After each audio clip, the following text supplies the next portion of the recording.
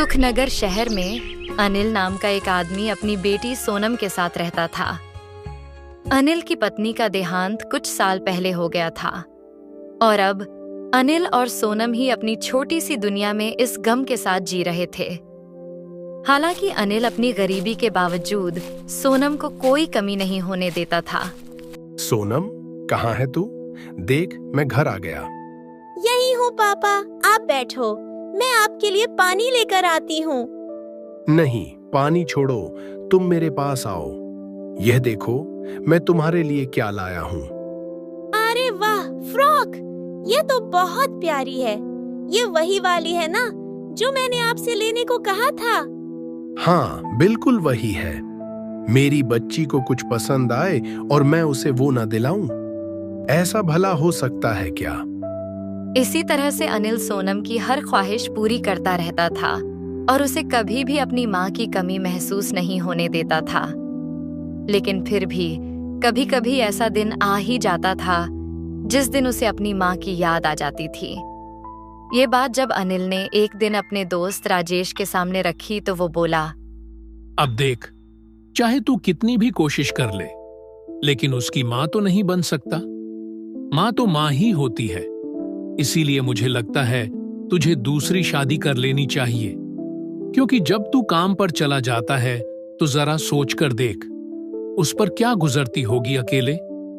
बेचारी हर बात तुझसे कह थोड़ी पाती होगी। ये बात तो तुमने बिल्कुल सही कही राजेश। ऐसा तो मैंने सोचा ही नहीं था। अरे फिक्र ना कर, मेरी नजर में एक लड़की है, तेरा घर संभाल देगी। बता तो, बात चलाऊं? हाँ, क्यों नहीं।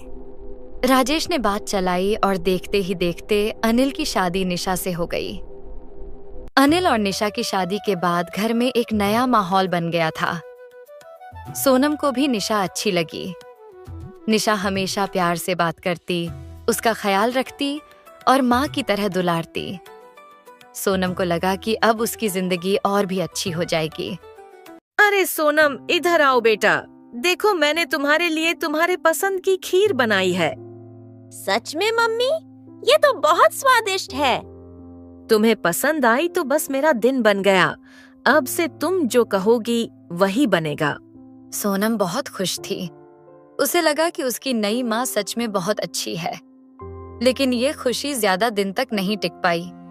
एक दिन जब अनिल काम पर जा चुका था, निशा का व्यवहार अचानक बदल गया।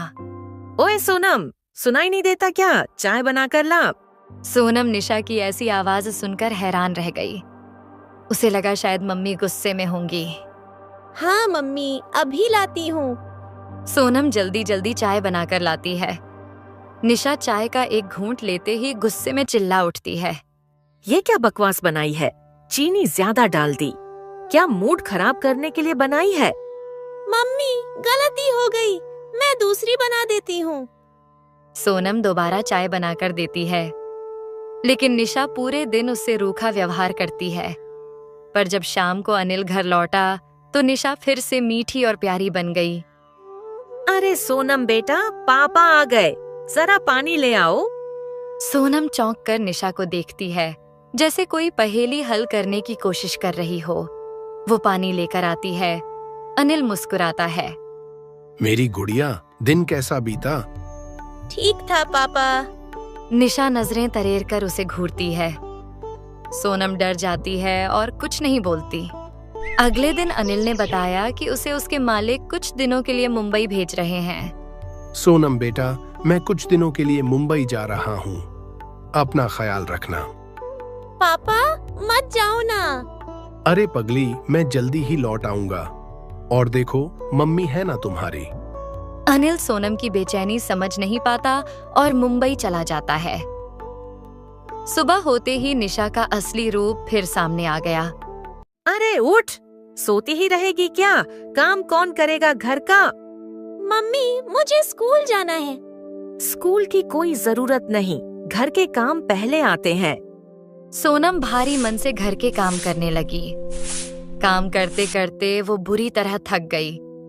मम्मी, बहुत थक गई हूँ। तो मैं क्या करूँ? काम पड़ा है तो करना पड़ेगा। मैं कोई नौकरानी हूँ जो तुम्हारे लिए करूँ? पर मुझे स्कूल जाना है।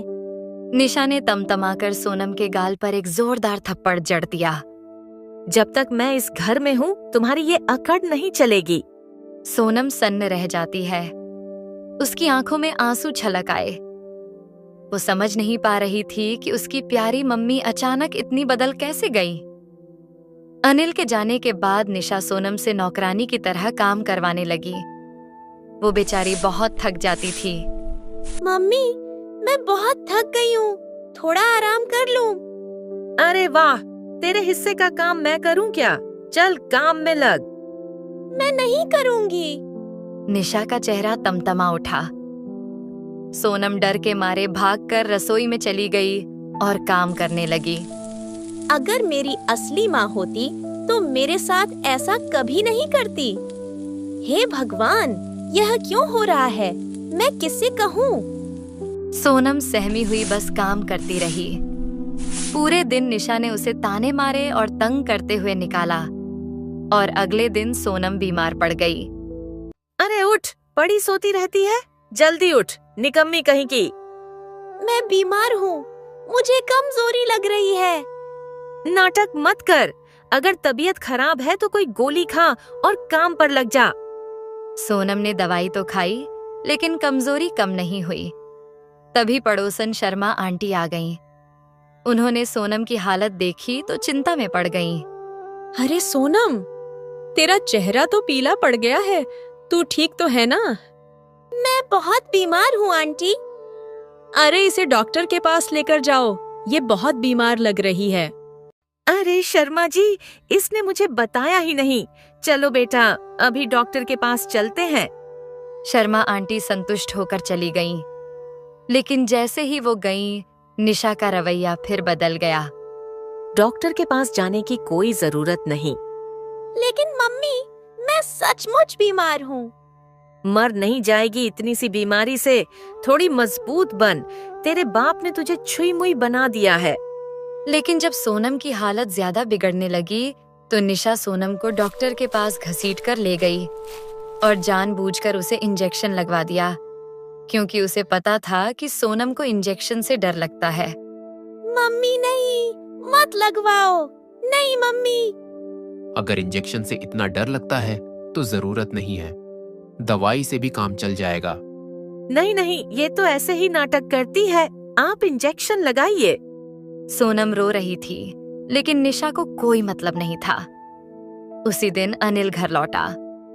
सोनम दौड़कर उसके गले लग गई। पापा, मम्मी ने मुझे इंजेक्शन लगवा दिया। अरे डॉक्टर ने कहा था कि जरूरी है, तो मैंने लगवा दिया। अनिल ने सोनम को प्यार से बैठाया और उसकी सेवा करने लगा। उसी शाम अनिल की मुलाकात शर्मा आंटी से हुई। अनिल, तुम्हारी पत्नी बहुत बुरी औरत है। तुम्हें पता भी है वो सोनम पर कितना अत्याचार करती है। शर्मा जी, आप क्या कह रही हैं?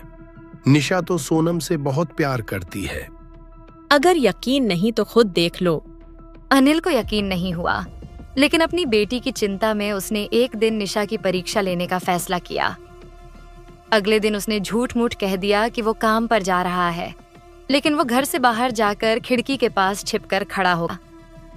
जैसे ही उसने अंदर झांका, उसका खून खौल उठा। अब तेरा बाप चला गया, अब कोई बचाने वाला नहीं है, जल्दी काम कर। मुझे बुखार है मम्मी, प्लीज थोड़ा आराम करने दो। अनिल का दिल दहल गया। वो तुरंत अंदर आया और निशा पर चिल्ला पड़ा। तू इतनी निर्दयी औरत निकली, मेरी बेटी पर इतना जुल्म कर रही थी। अनिल, तुम गलत समझ रहे हो। चुप, अब एक शब्द भी मत बोल। मैं अब तुझे अपनी बेटी के साथ एक पल भी नहीं रहने दूंगा। अनिल ने निशा को तलाक दे दिया और सोनम को गले लगाकर रो पड़ा। बेटा, मुझे माफ कर दे, मैंने तुझे कैसी औरत के हवाले कर दिया। पापा, अब हमें किसी और की जरूरत नहीं, आप ही है मेरी दुनिया। अनिल बस रोए जा रहा था, क्योंकि उसे अपने आप पर गुस्सा आ रहा था कि उसने अपनी बेटी के साथ क्या कर दिया।